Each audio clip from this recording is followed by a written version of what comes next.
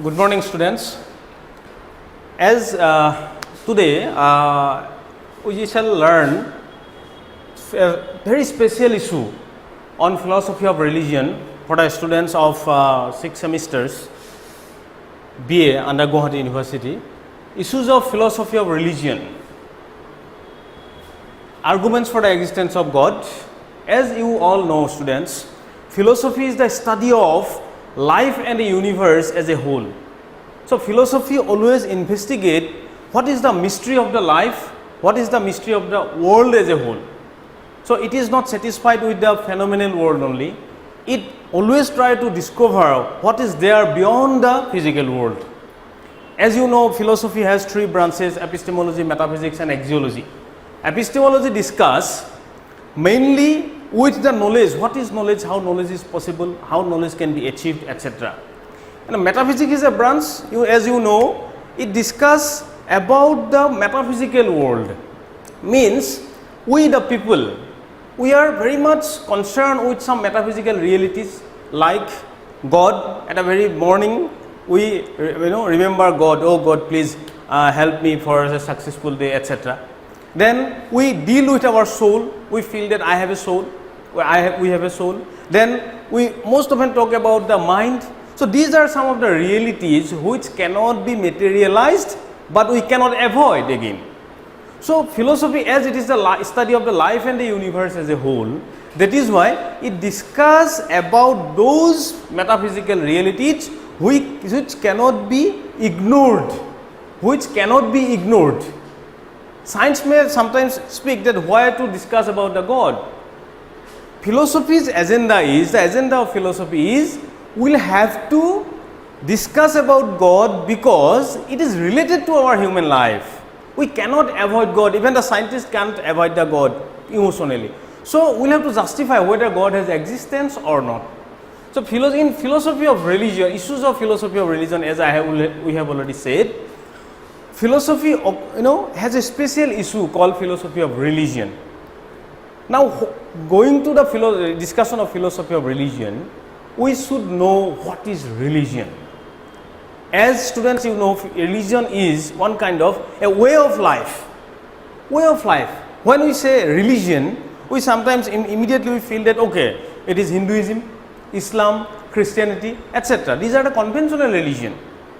But what is the definition of religion? The definition of religion, as you know, is it's one kind of way of life, followed by certain group of people, okay, having certain faith on certain deity, norms, etc. So that is philosophy of, that is a religion, okay.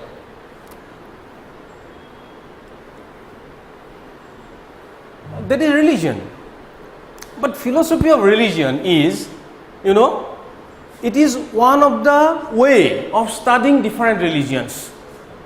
Study of different religions means you are going to study all the conventional religions scientifically. So religion is a way of life. You have certain faith on certain God, you have certain, you follow certain norms, etc. But philosophy of religion is the way of studying different religions. Okay.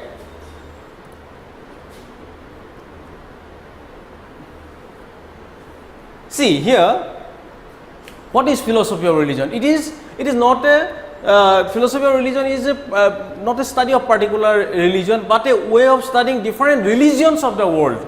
Means in philosophy of religion, we are studying all the religions, its merits and demerits, its origination, etc. So philosophy of religion is not a religion; it is one kind of way of studying different religions.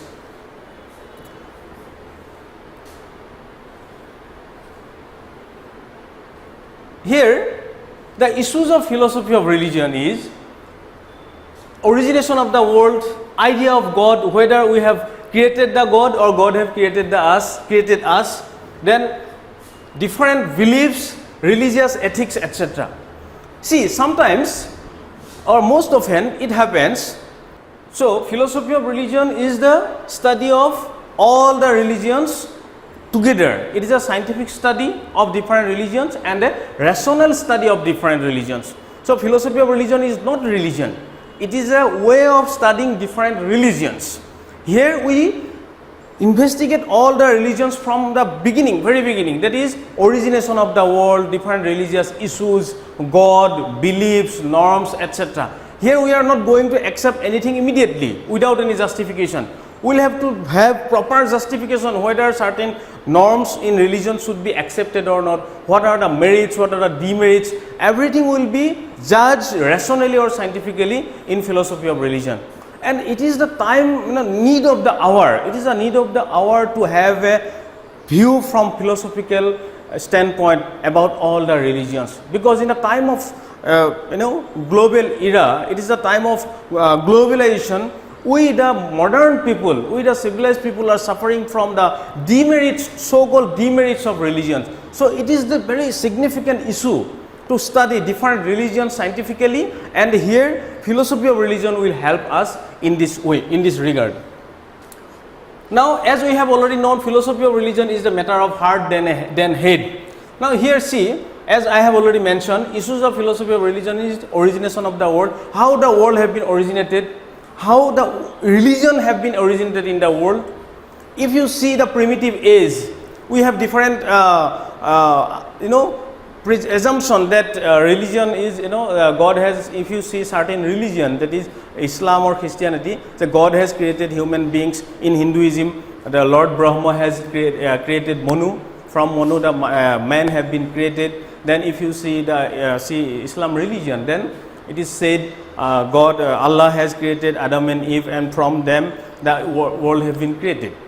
It is a religious explanation. But if we see the evolutionary process scientifically, then we shall find that at the very beginning there was no human beings, there are different species, and from an evolutionary process, after a long time, after a long time of that evolutionary process, we the human being have been created.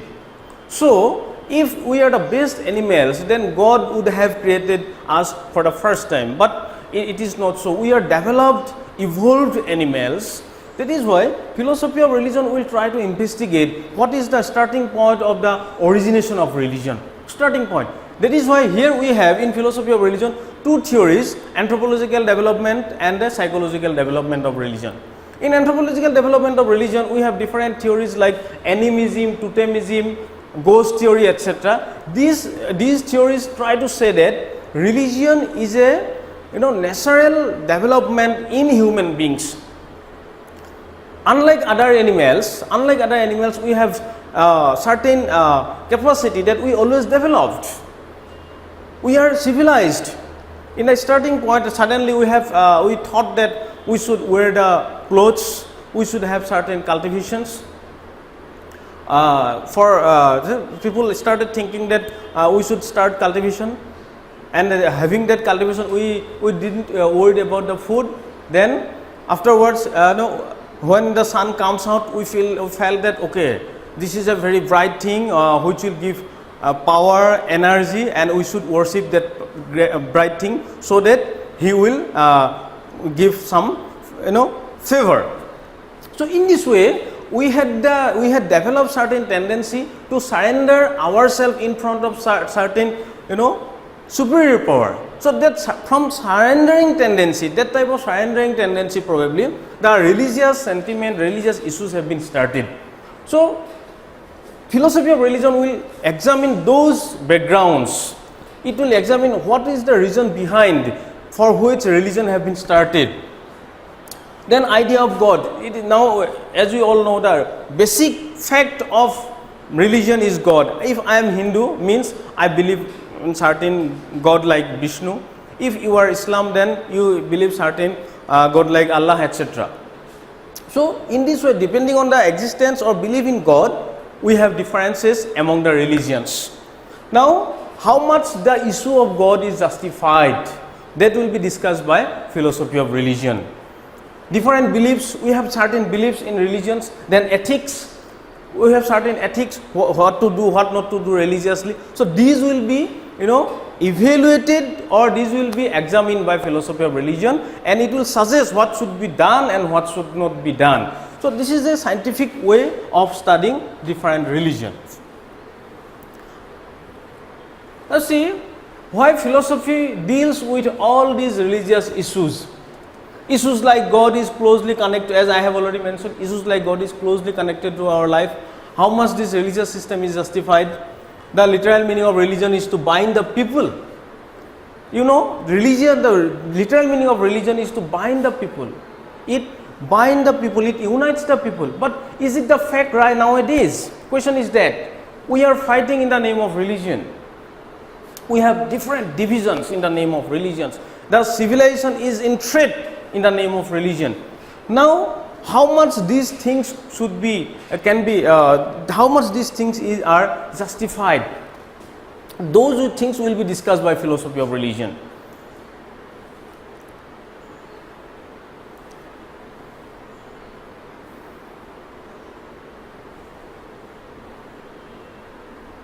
See,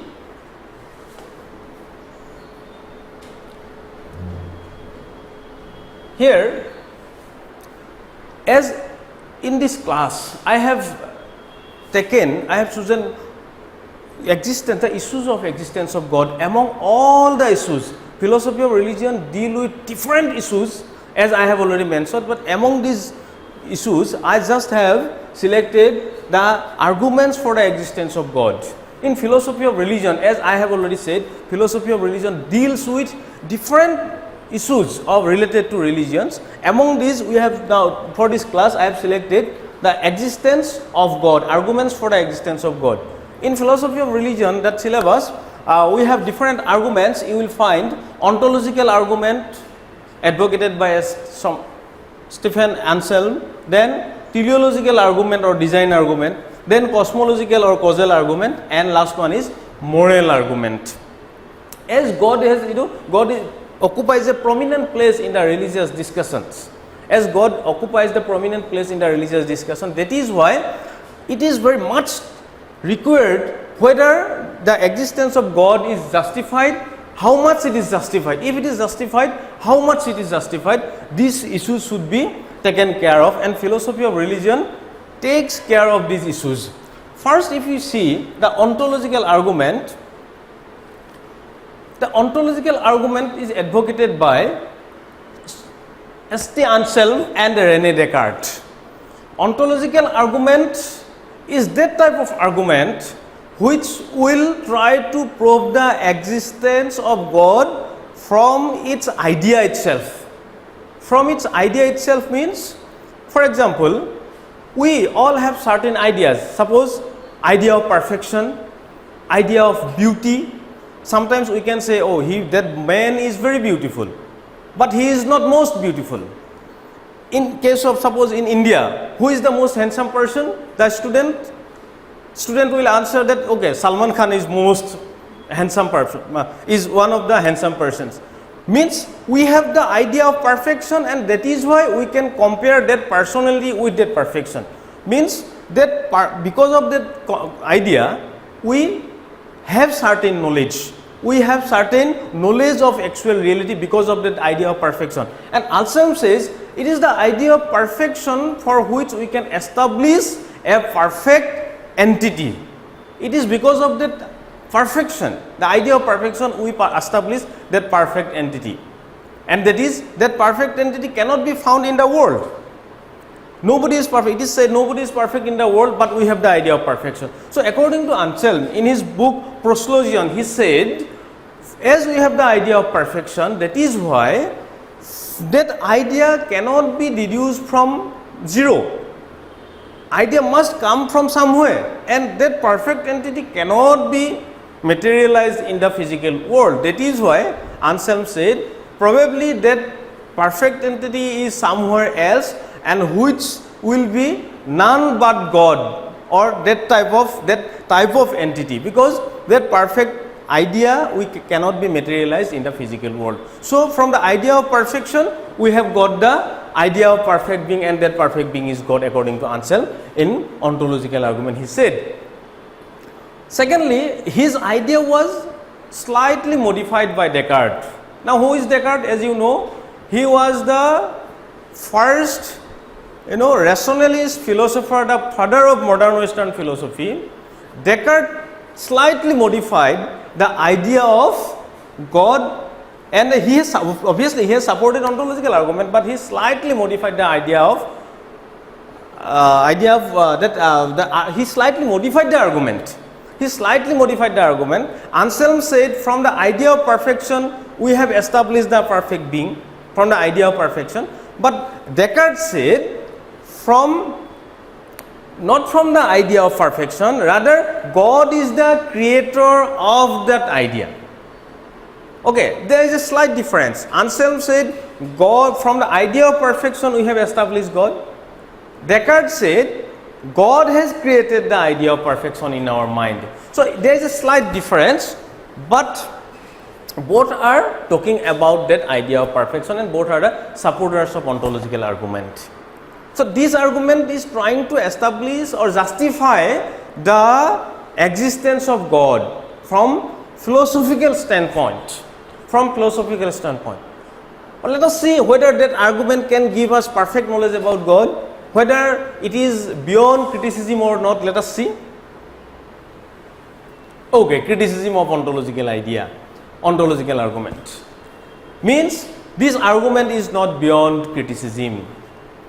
What are the criticism, probable criticism? If you see, critic says, can we establish the golden mountain from the idea of golden mountain?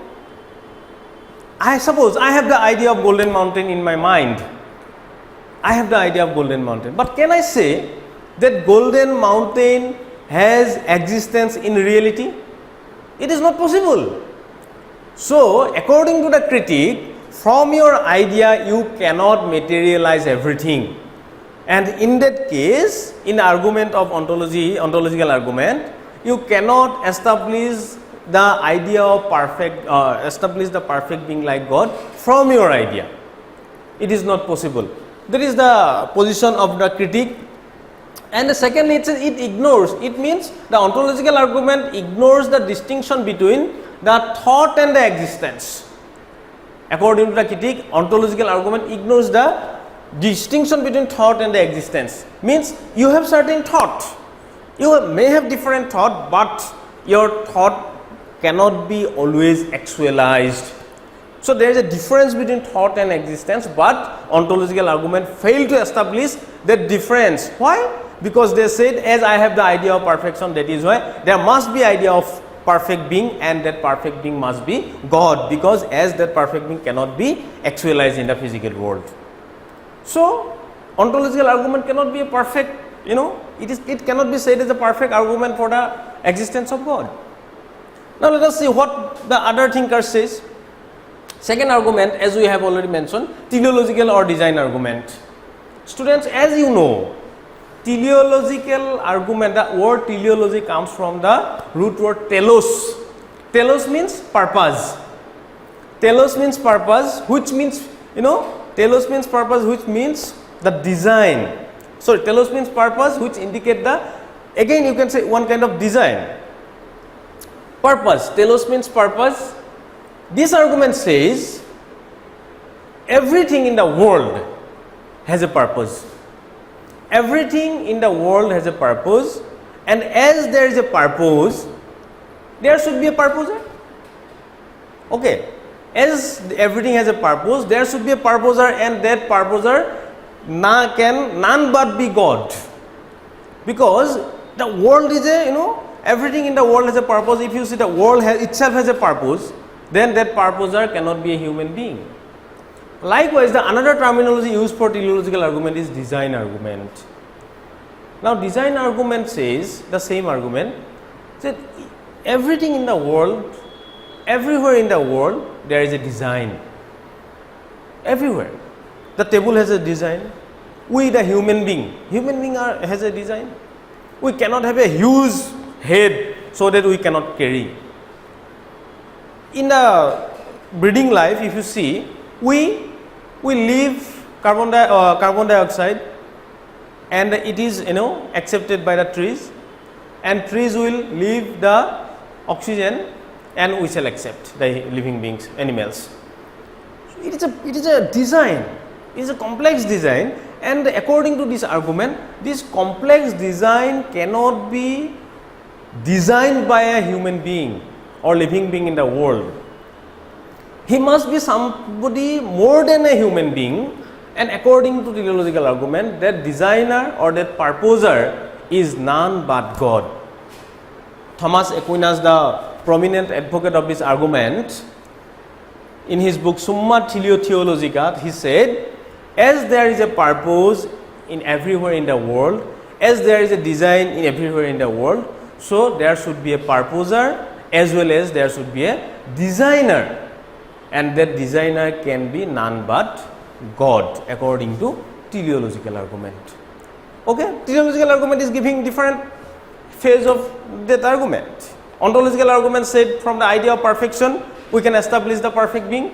Teleological argument will say from the idea of designer or purposer we can establish the existence of God. Here one addition is Pele. Pele is a great philosopher. He said, he was giving the example of watch. Example of watch, what is that?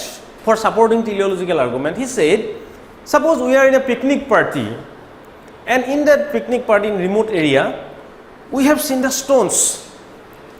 Will you be astonished? Whoa, these are stones? Obviously not, because stones are a part of the nature. So we shall not be surprised if we see the stones. But in a remote area, if we see a watch, hand watch, we shall be surprised. Oh, there is a watch. How can it be here?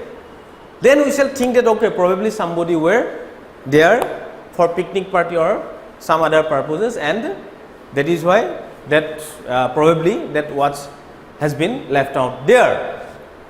Then we can think, as that is the watch, it is a complex design, and there should be a watchmaker and the designer of that watch.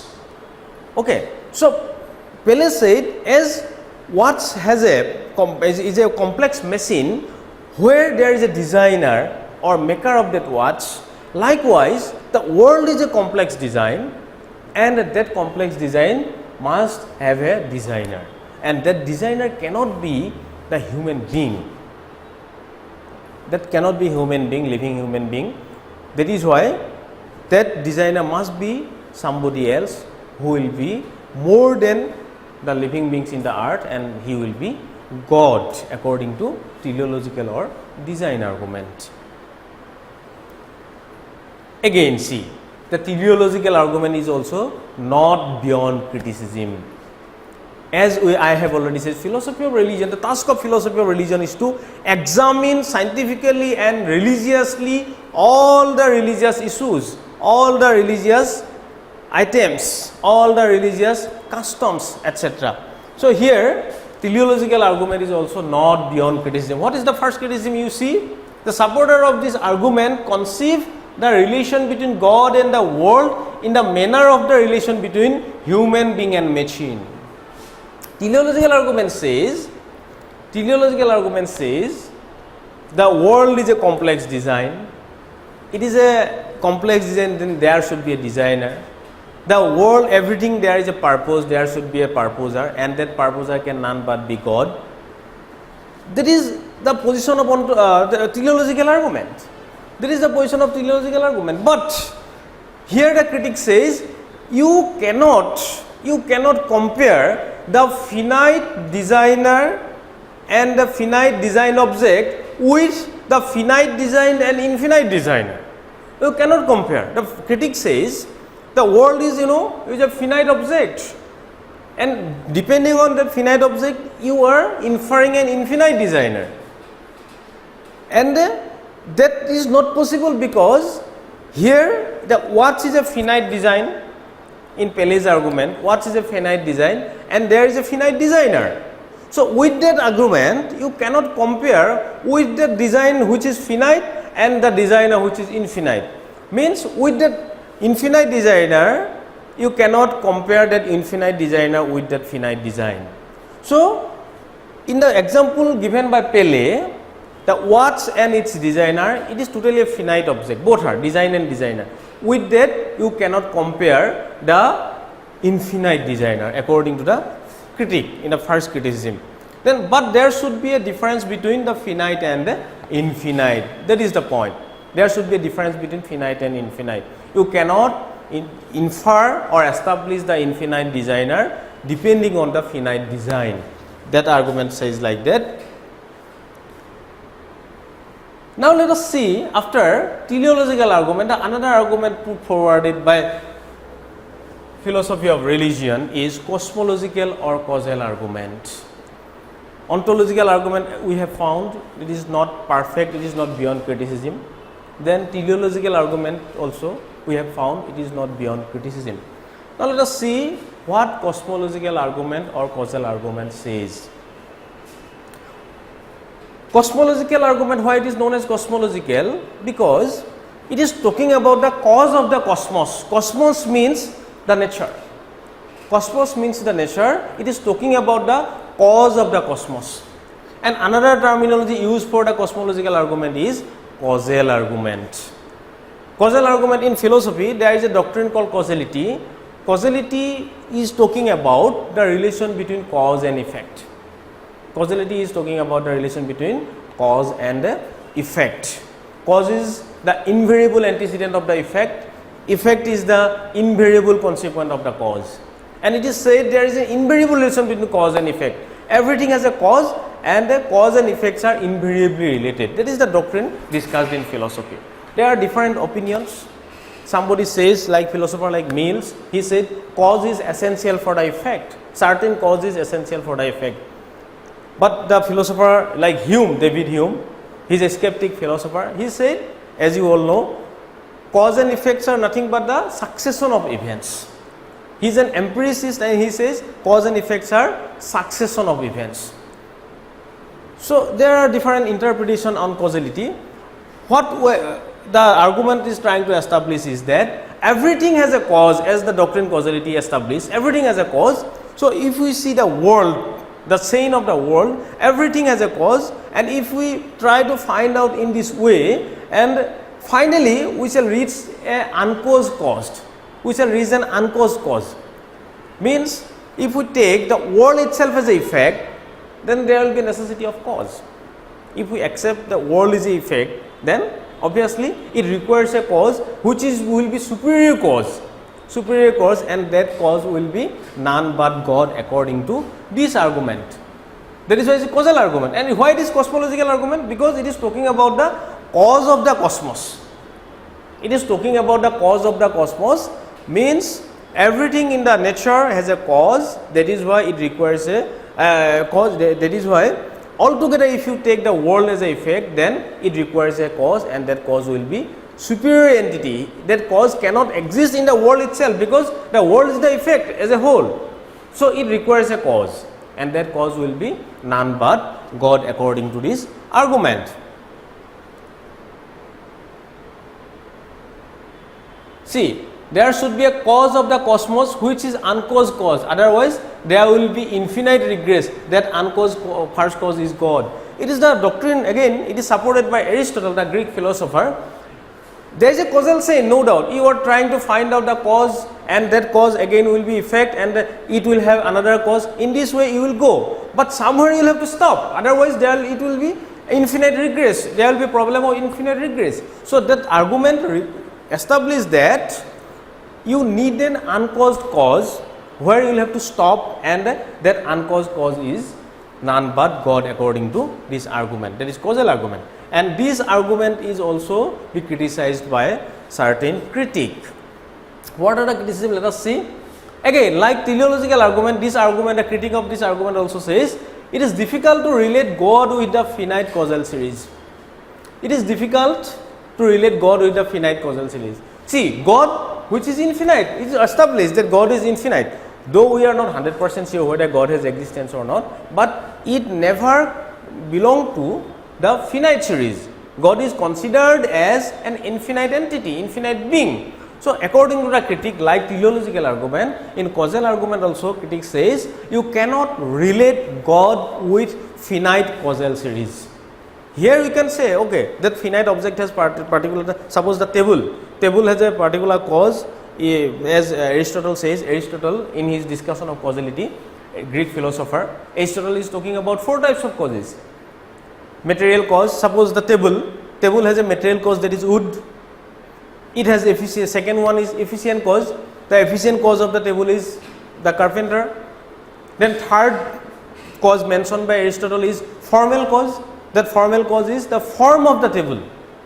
Form of the table, and final cause is the purpose behind the making of the table, creation of the table.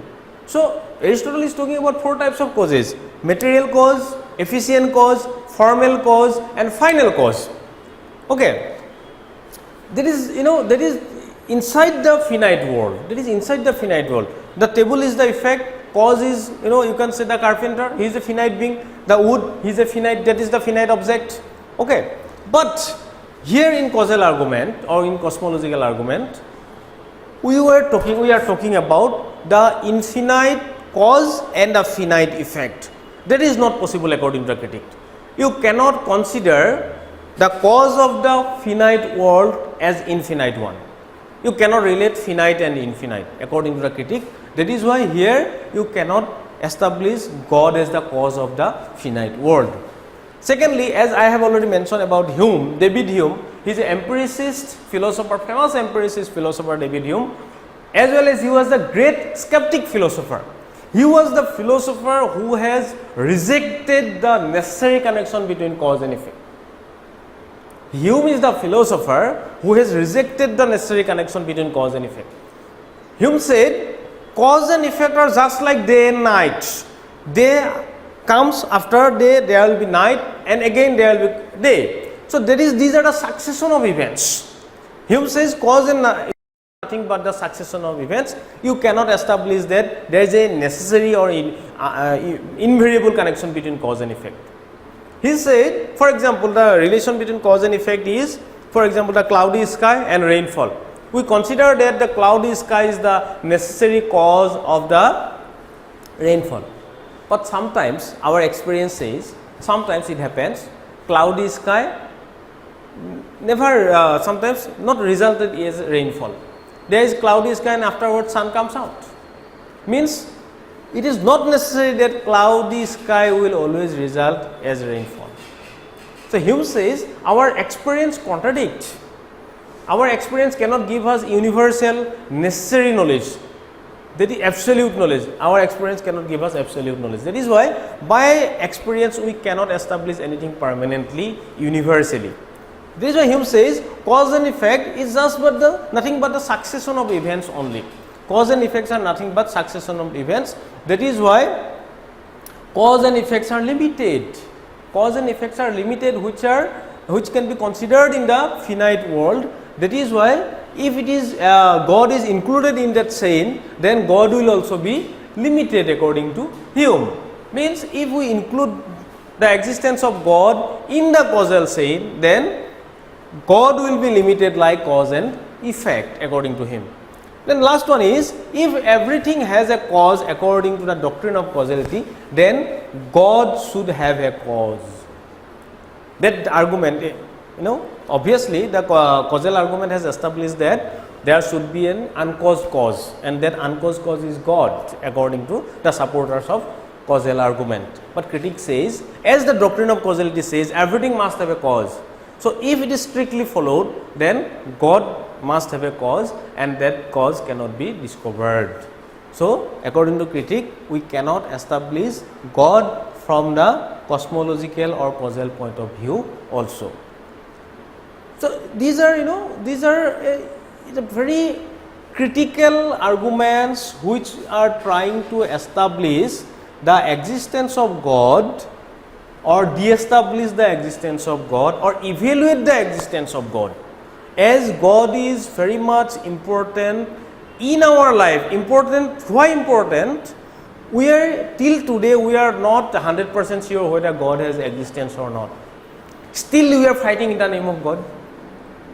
I am Hindu because I am the believer of Vishnu. Somebody is Islam because he is the believer of Allah. Somebody is Christian, he is the believer of God. As the believing point is different, that is why the religious sect is different, and depending on the believing or non-believing of certain God, we are divided in the name of religions, and we are ready to fight in the name of religions. all nowadays different kind of politics, different kind of terrorism are run because of the religious sentiments. Because of the religious sentiments. So these issues are very important to discuss. It is the need of time to discover the fact, real fact. What is the ground of religion? What is the justified ground of religion? What is the justified ground of believing or non-believing of certain God? That is a philosophy of religion. Philosophy, it has a certain branch called philosophy of religion. It tried to discover scientifically or rationally all the issues so that human community, human civilization can be recovered from certain dogmatism. Let us see that last argument given by Immanuel Kant, moral argument. Immanuel Kant, a German philosopher, he is very as we know, he was the first, he was the supporter of criticism. In epistemology, if we see, we have three different theories. Rationalism, which says reason is the only source of valid knowledge. Empiricism, which says experience is the only means of valid knowledge. Then, as it was found that both rationalism and empiricism were one-sided theory, because rationalism says only reason, only by reason we can have knowledge of the external world, but if we see the practical life, only reason cannot give us proper knowledge without experience. Secondly, likewise, empiricism says only by sense experience we have knowledge of the external world, only by sense experience, but it is found only a sense experience cannot give us proper knowledge. With sense experience we need the intellectual capacity, we need the reason also. So to establish a perfect theory of epistemology, Immanuel Kant has established that for perfect knowledge we need both, there is reason and sense experience, and that theory is known as criticism. Kant, that German philosopher, prominent German philosopher, has supported the moral argument for the existence of God. Kant is very interesting philosopher. We know that he was the supporter of the doctrine categorical imperative. Kant says, if we discuss ethics, then Kant is the supporter of deontological ethics. What is deontological ethics? Kant says we should do our duty properly, not because we are concerned with the results, not because we are concerned with the purpose, but because our conscience is saying that it is a duty, it is a good thing to do and you should do. In deontological ethics, categorical imperative means Kant says our conscience is ordering us. Our conscience always order what is good, and our conscience orders us to do certain duty, not because we are interested with the result, but because it is our sense that I know it is a good job, it is my duty and I should do. Duty for duty's sake. Duty for duty's sake. Kant says we should do certain duties because because of our dutifulness. We should know that yes, that duty should be done by me so that the society so that it works for the society. It works for the humanity, etc. So Kant was talking about categorical imperative, Kant was talking about our conscience, Kant was talking about deontological ethics, and that Kant is giving certain arguments for the existence of God, which is called moral argument. He said God is the postulate or presupposition of our moral life. What does it mean? Kant says God is the postulate or presupposition of our moral life. In day-to-day life, most often you will see we do certain wrong things, bad things, evil things, but we know that yes, I have done certain mistake. Though law had not captured us, though other people had not captured us, though I have been escaped from all the eyes, still I personally feel that I have done something wrong. That my conscience says I have done certain wrong. What does it mean? It means that I should not done particular thing which was wrong. It means my conscience is saying that is wrong, and I feel that God may punish me because I know that I have an idea that God is the perfect moral good.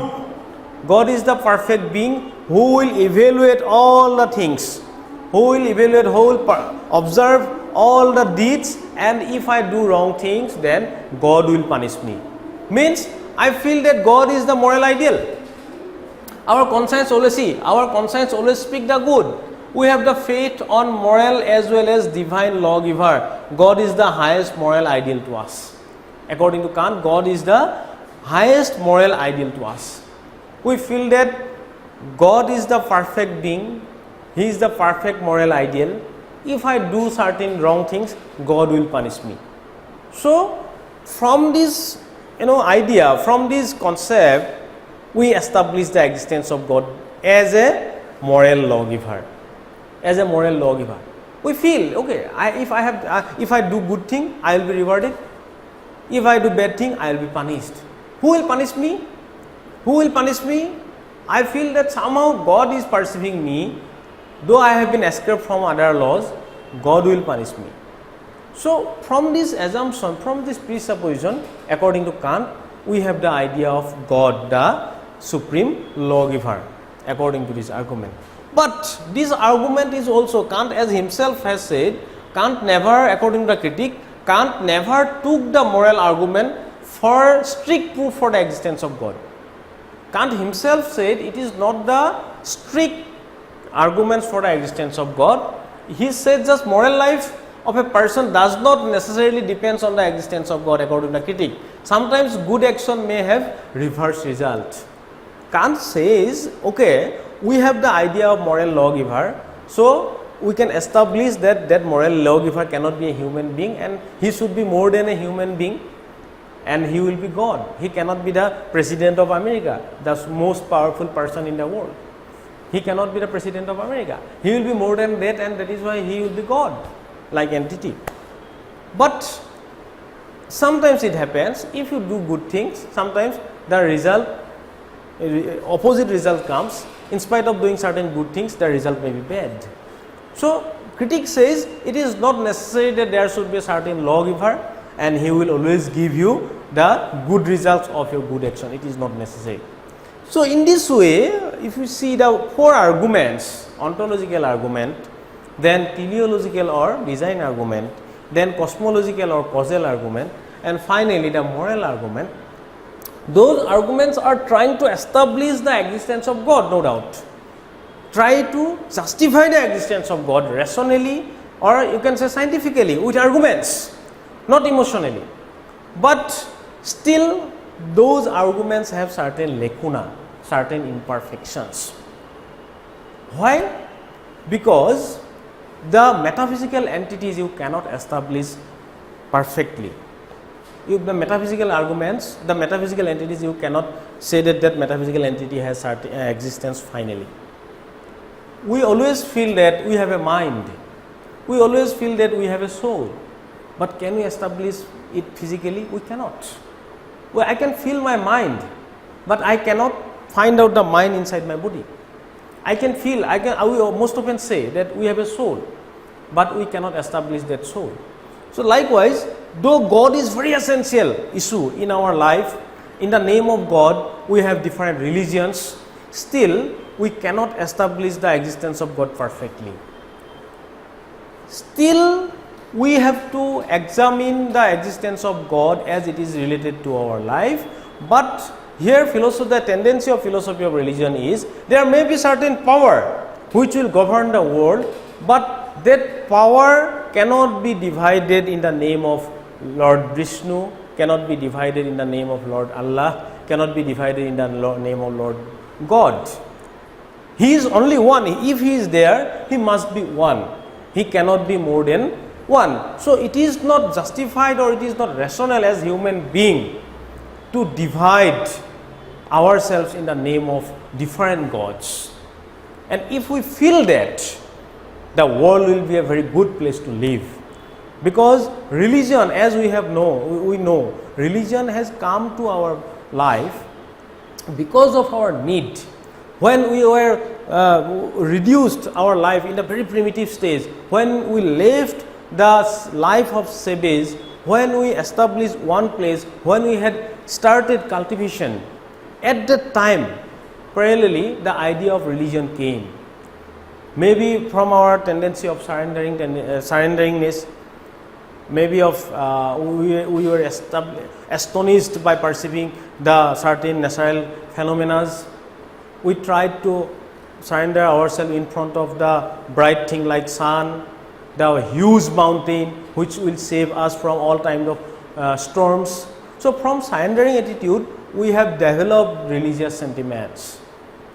And if you see, as the science is talking, as science is giving evidence, as we are the creator of religions, God is one of the element of religion. And if we the human beings can create the religion, then it implies automatically that we have created the God, because God is one of the element of religion. We human beings are the creator of religion, science is saying. If we study Darwin's the evolution of human being, then we shall find that we are evolved animals. God has not created us in one day. Because after a long time of evolution, we took the human shape, and gradually our brain had been developed, and at the stage of development, we started cultivation, we started religion, we started culture, everything we had started with the human beings, with the best animals in the living being. Of course, it is a hypothetical statement that human beings are best animals. It is a hypothetical statement. It is not confirmed, because we are saying ourselves that we are best animals. There is no consensus among the animals. Okay. So, if we see the history scientifically and rationally, we shall find that it is the human beings who have created the religion, and as we have created the religion, probably we have created the God. So this is a big issue, whether God has created us or we have created God. It is a very important issue, and the intention of all this discussion is we should not overemphasize on the metaphysical realities like God. We should not make ourselves ready to fight in the name of religion. As I have already said, I am Hindu because I believe on certain God. He is Islam, he has believed on certain God, different God. So their ideas are created by us only. It implies God may be there, one power may be there according to philosophy of religion, but we should not be over concerned with that entity. We should do our duty properly, unitedly. We should serve the humanities. Then God will be satisfied if He is there. That is the position, that is the motto of philosophy of religion. Now see, what is the relevance of this issue? The idea of God is closely connected to all the people, including the believers of science. Even the scientists, some of the scientists also have faith on the God. So philosophy should deal with the issues with rationality. However, it is not easy to establish the existence of God as it is shown by the respective criticisms. Though God is very much important, the issue of God is very much important in our life, it is not very easy to establish the existence of God. It is not very easy to establish the existence of God. This is why we should not overemphasize on religions. Religion is a way of life. Its motto was to unite the people, but in the name of that motto, gradually we had divided our society. We had started believing differently, and in this way the society is in panic situation. Now the even human civilization in threat in the name of religion. So we will have to save the human religions, human civilization, and it will be possible from the study of philosophy of religion. Philosophy, as I have already said, it is the study of the life and the study of the life and universe as a whole. It will covers all the issues of human life, and God or other metaphysical issues are related to our life. That is why philosophy will discuss these issues. It will evaluate these issues. It will try to find out what type of significance it has in our life. And it is found that God has significance, as it sometimes gives us confidence or other things. So God has significance, but different gods, in the name of different gods, the fighting among the people should not be encouraged, as it is not possible to establish different types of God in the universe. We are the living beings in a planet only. So from that planet we should not establish different gods, different kingdom of gods, and in the name of the different kingdom, we should not fight among us. So this is the issue of philosophy of religion. The aim of the philosophy of religion is to establish harmony among the society, among the people of the society, so that we can establish, we can find out the real issues, and that will be done by philosophy, because philosophy is the rational and scientific study of all issues related to our life. So this is for today. The reading reference, you can study for this issue the books of Gallo George, The Philosophy of Religion, then Philosophy of Religion of John Hick, then Comparative Religion by Y. Massey. These will be very relevant books for the issues concerned. So this is for today. Thank you, students.